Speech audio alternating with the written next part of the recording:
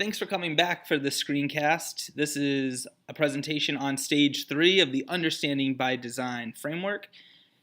This is being presented by the Office of Curriculum and Instruction in Falmouth Public Schools, and this is part of our series on teaching and learning.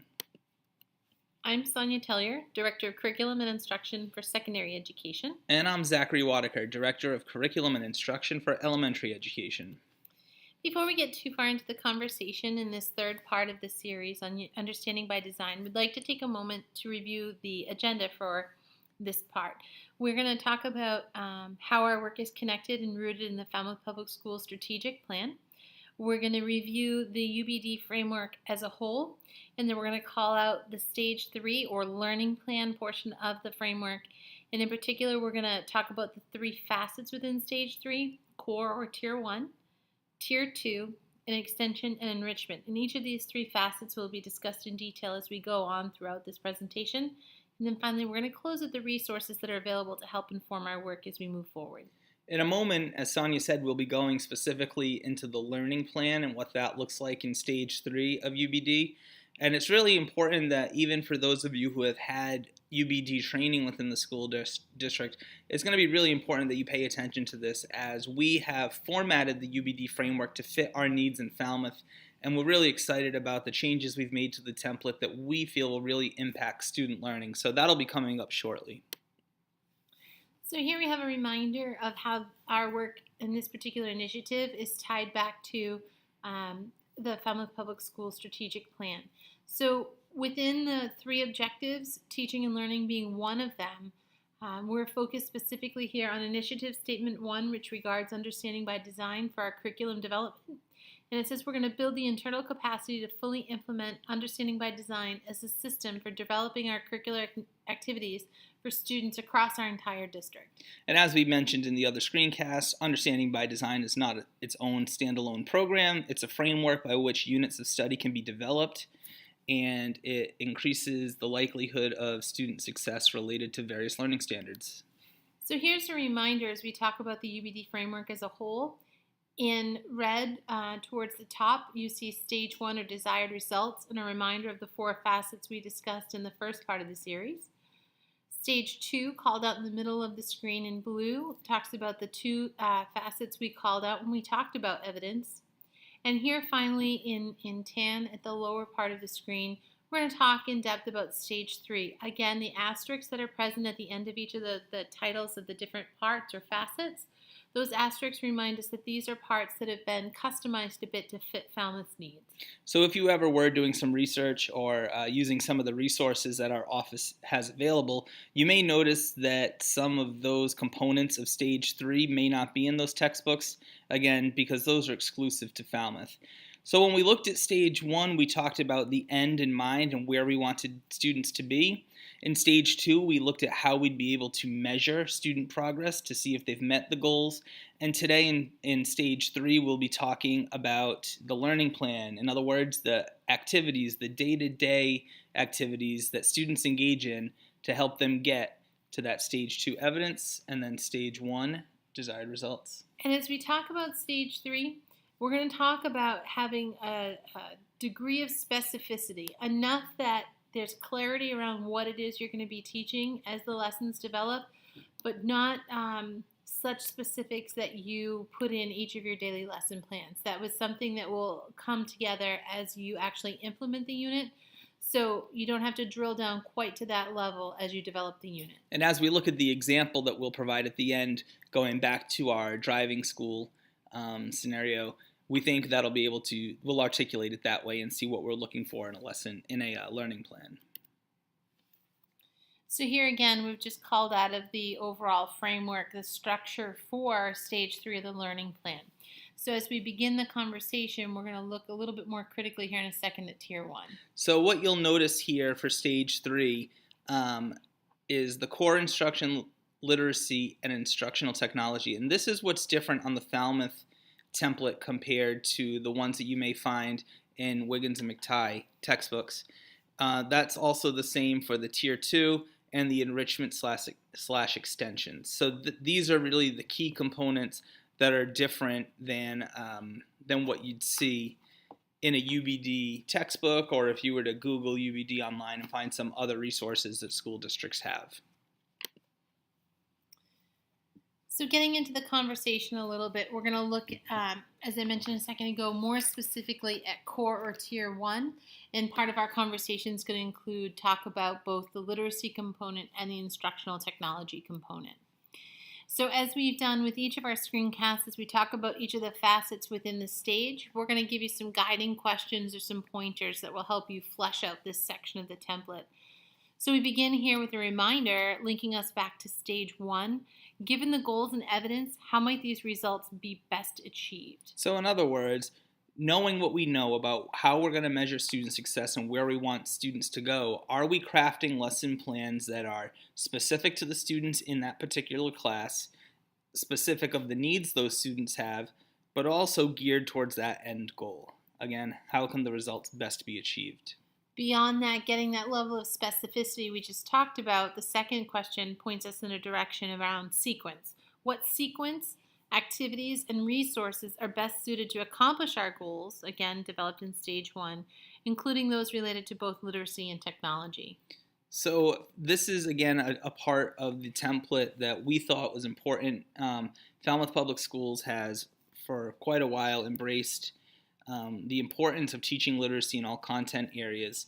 And certainly with the response from our technology department to making sure that we're a 21st century school district, with the amount of technology that we have available at our fingertips, whether it's Chromebooks or smart boards or 3D printers, we have to realize that this technology is a strong tool for furthering students' academic knowledge related to a multitude of different learning standards.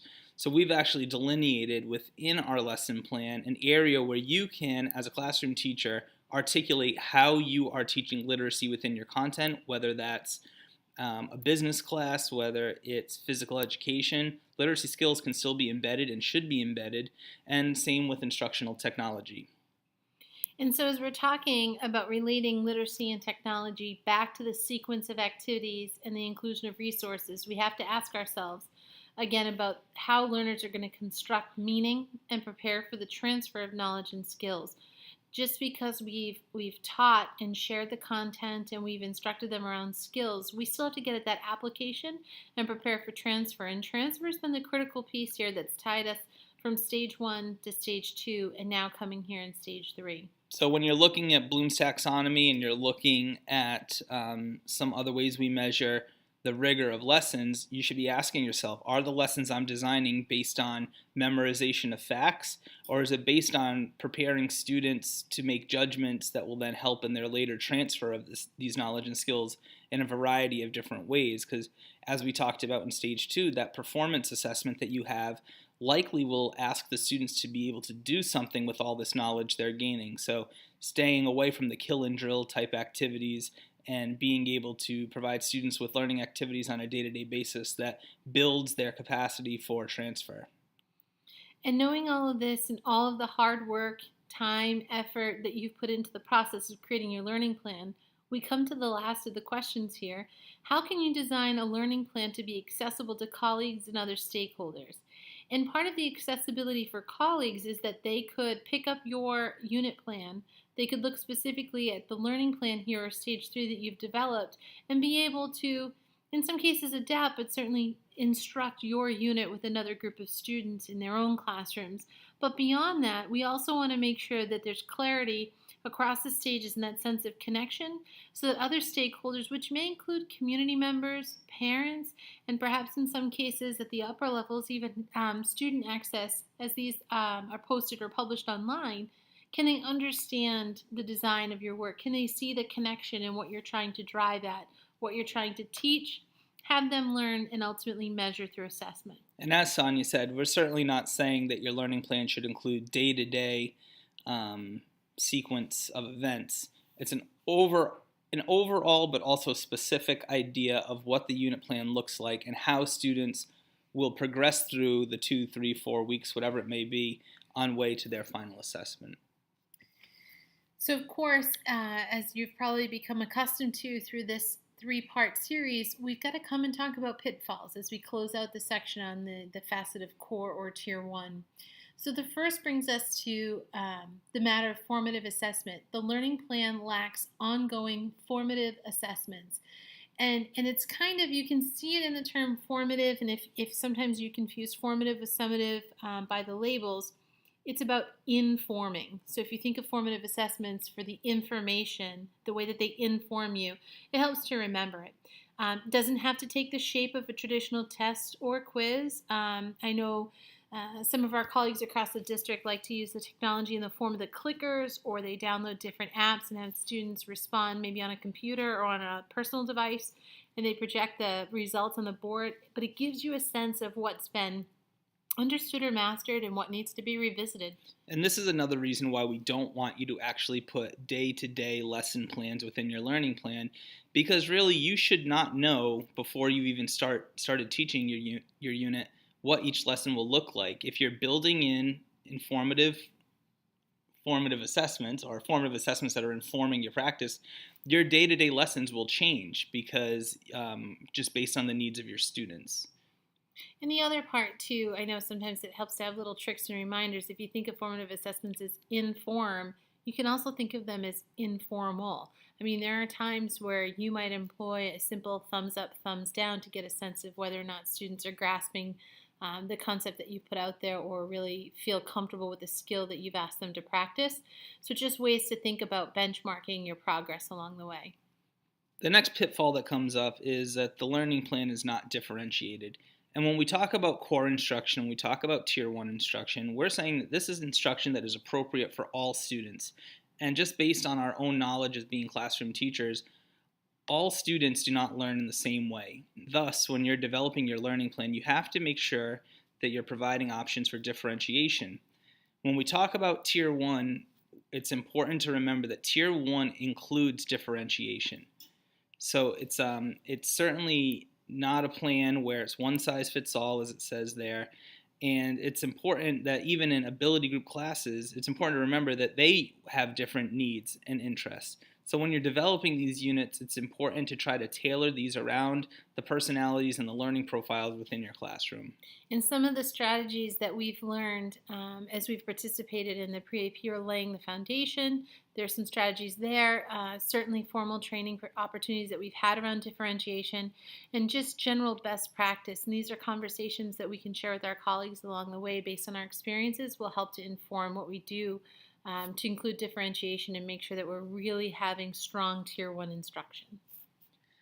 So even the best teacher with the best planned learning plan will realize that not all students will be able to master the skills and the content that have been taught.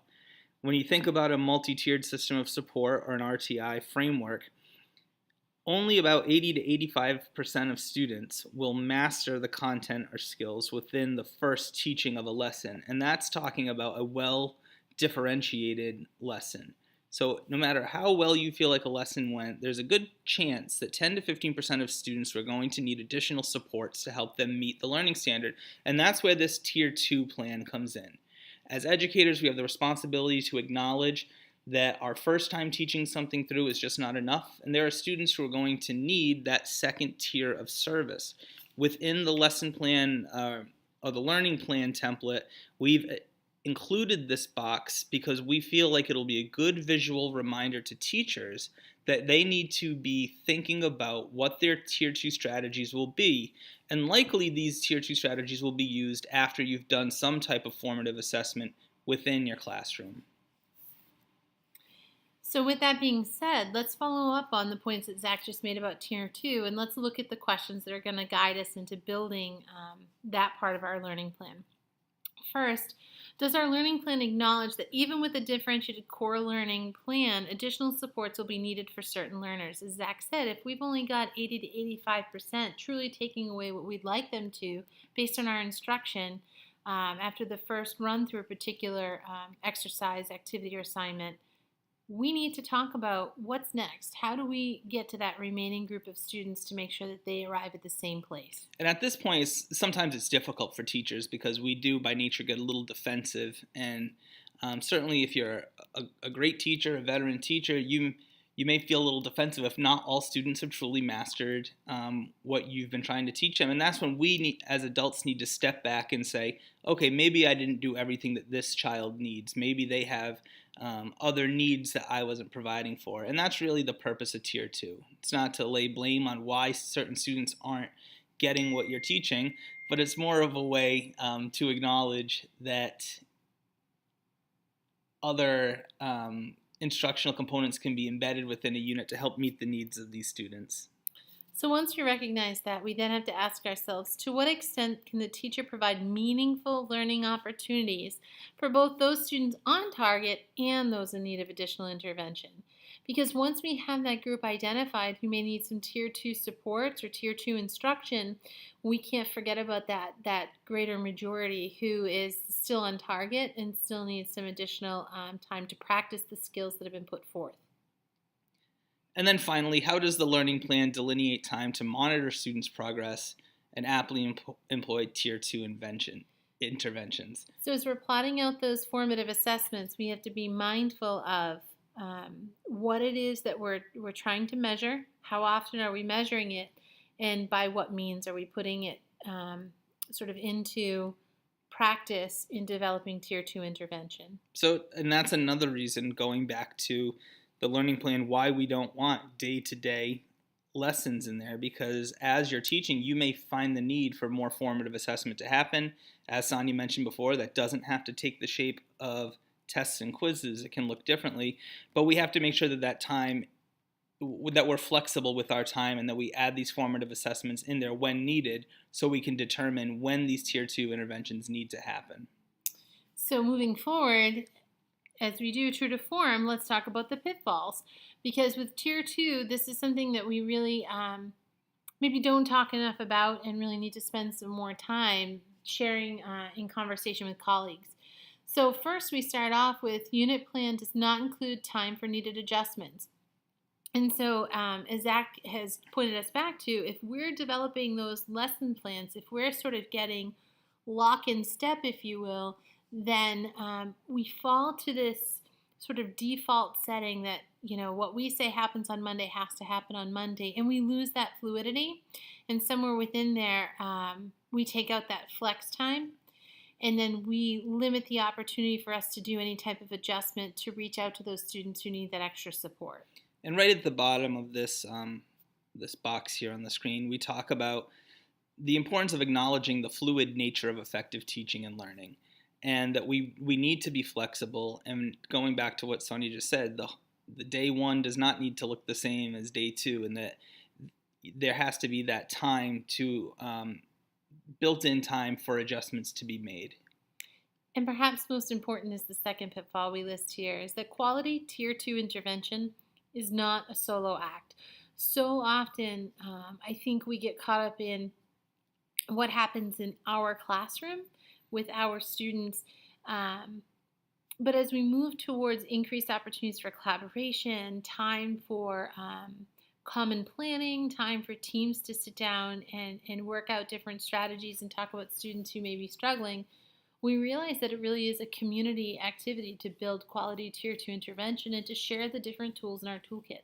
So one thing we do acknowledge is that we feel it is the classroom teacher's responsibility to monitor the progress of students, and it is the classroom teacher's responsibility to identify the students that may be in need of Tier 2 supports. However, we really do feel like that goes beyond the classroom teacher's time and ability really to determine what the appropriate Tier 2 intervention is. And that's when you may want to elicit the support of an IST team, the previous classroom teachers, mentor teachers who are veterans of that content area, certainly your principal, your assistant principal, and really bring a team together and say, I'm struggling with this student. They're not responding to my core or Tier 1 teaching. What are some tools that I can use for specific and individualized Tier 2 interventions to support this learner?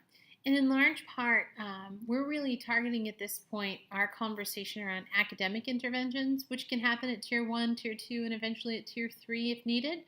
But I think it's also important, as Zach was calling out the IST or instructional support team, we also need to recognize that interventions can be employed on a behavioral level as well as on a medical or health level. And while they may be separate from academic interventions, certainly sometimes can help with the student's accessibility if we meet other needs that they may be presenting with. That's a great point to not forget that there could be a whole host of reasons why students aren't being successful in Tier 1 instruction, and they may not necessarily be academic. We could look at mental health issues, we can look at bullying, we can look at so many other aspects that we as educators know impact a student's ability to access the curriculum on a day-to-day basis. So when you go and talk with other people about what Tier 2 might look like, great time to bring in guidance counselors, great time to bring in the school nurse, great time to bring in school adjustment counselors, and really work as a team, because really we all work together for each student individually.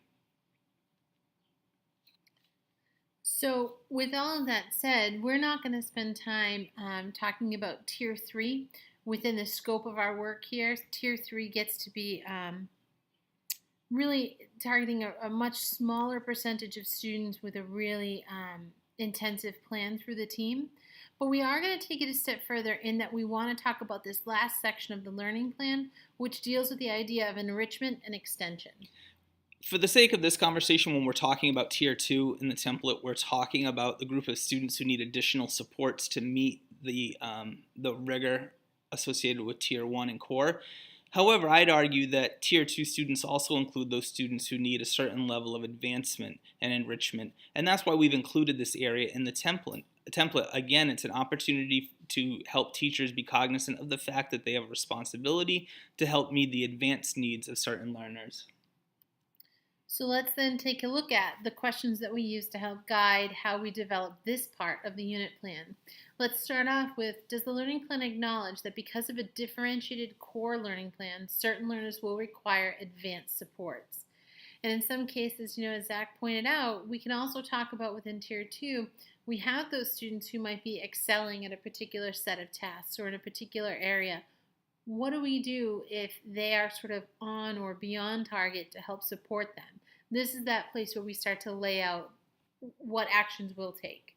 And then we talk again about to what extent can the teacher provide these meaningful learning opportunities for both students on target and those ready for greater challenges. It's important to remember greater challenges doesn't mean giving the students more of the same.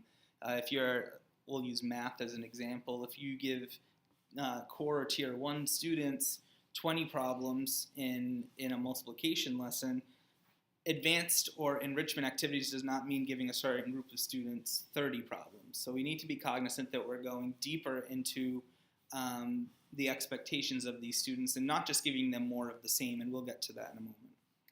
And finally, how does the learning plan delineate time to monitor students' progress and aptly employ extension and enrichment opportunities? We had the same conversation when we talked about Tier 2.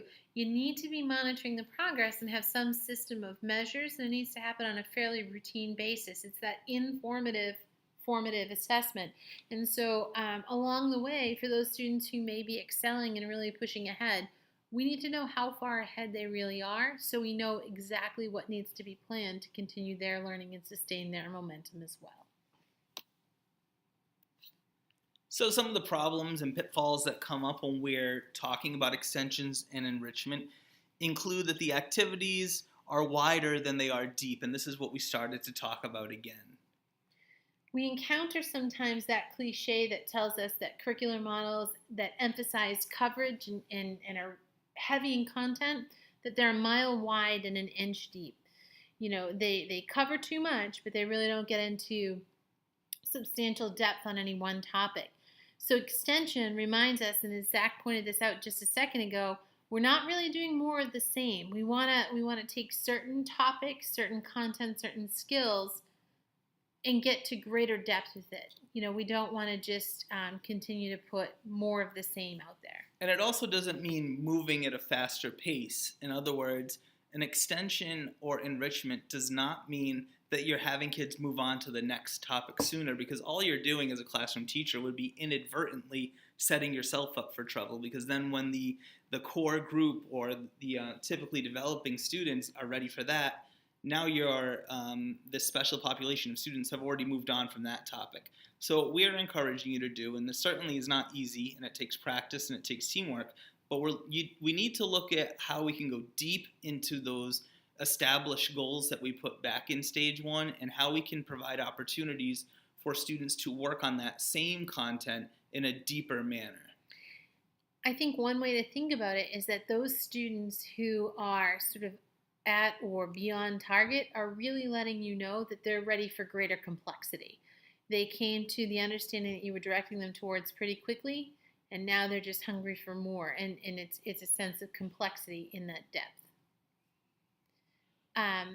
Just to follow up, our second problem or pitfall here about extension and enrichment activities emphasize repetition rather than enhancement. We want to get at that enhancement and not do more of the same. And I think we've covered a lot of this information, but I think it's worth calling out a couple pieces here. That assigning students, for example, to unstructured time in front of a screen or instructional technology, in just assigning them, as Zach said, 30 problems instead of 20, or they did 20 on a worksheet, now they're going to do 20 of the same on the computer in a program, is not enough if they're simply doing more of the same, even though you've sort of changed the interface. And sometimes even assigning a student as a helper, well, on occasion, may be a suitable way to look at enrichment. Over time, sometimes can break down peer relationships, depending on the nature of how that's set up, and sometimes can just put us back in that more of the same routine. So it's just important to be cognizant of the difference between quote-unquote busy work versus true extension and enrichment activities. And sometimes with enrichment, as this last piece points out, there's an advantage to being able to work collaboratively to help students share their ideas and enrich each other's understanding. And sometimes the depth can come from that as they look to respond to the essential questions. So moving forward, what does it all mean when it's all put back together?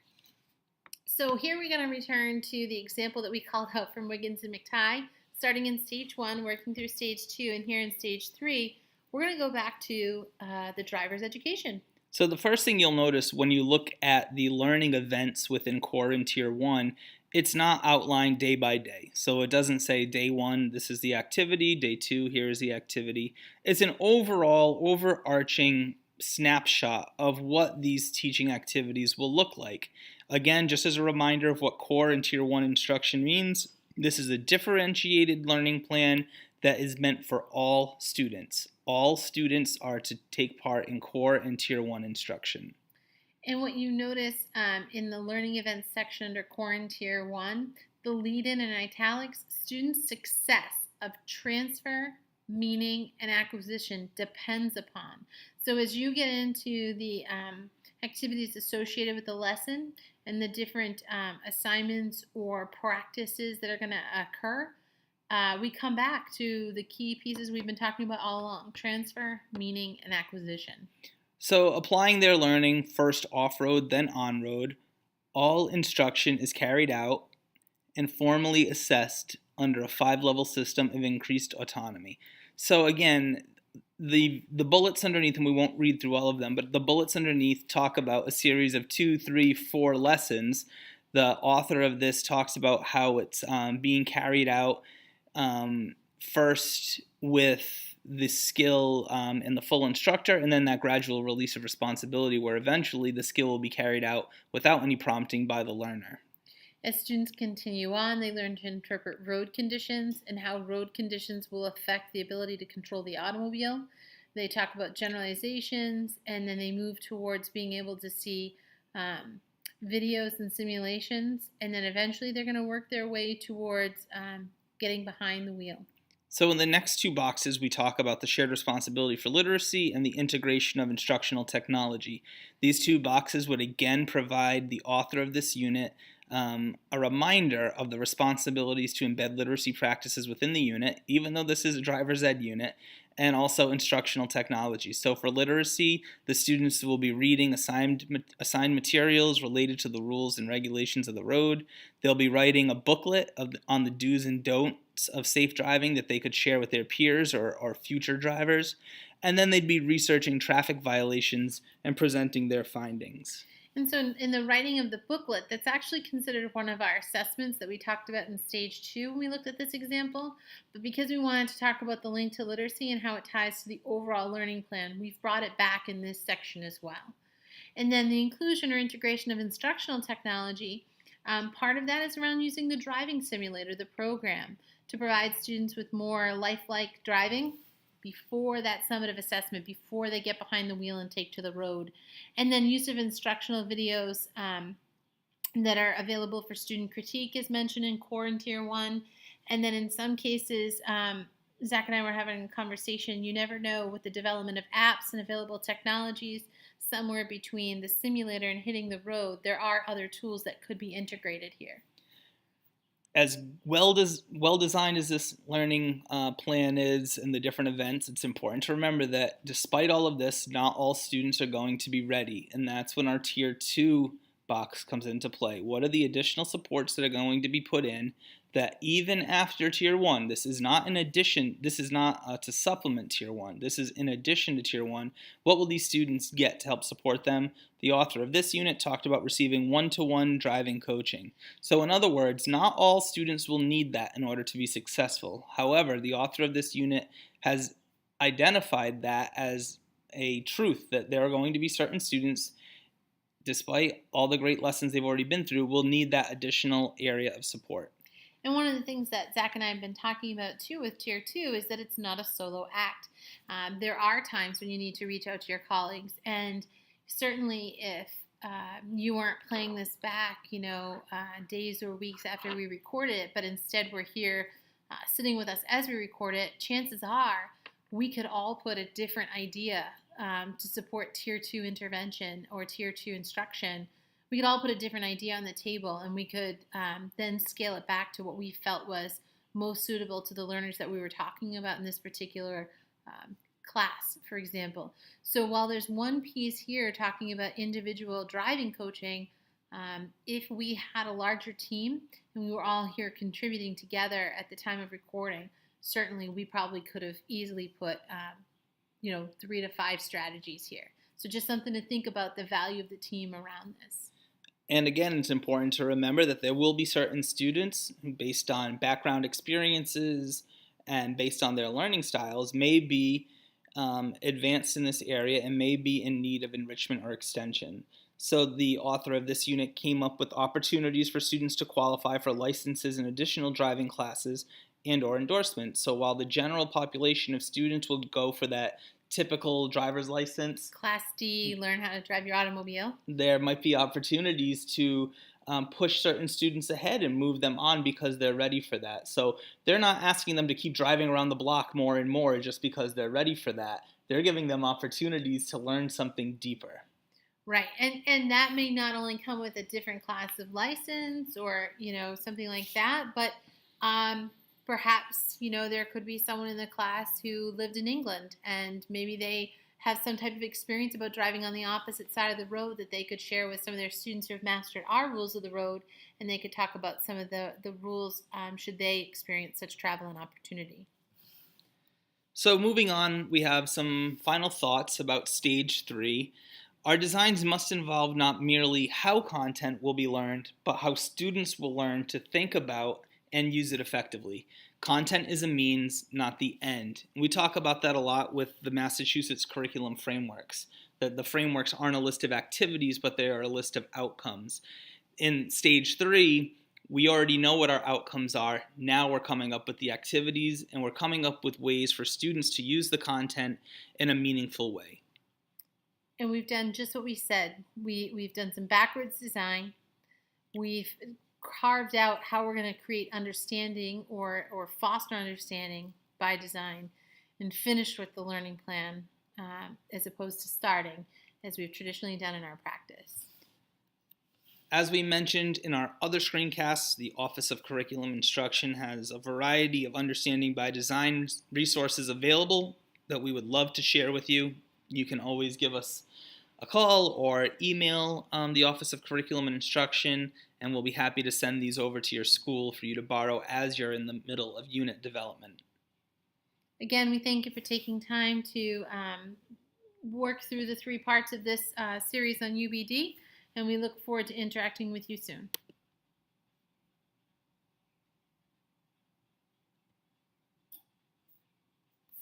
That was good. How long? I'm not sure yet.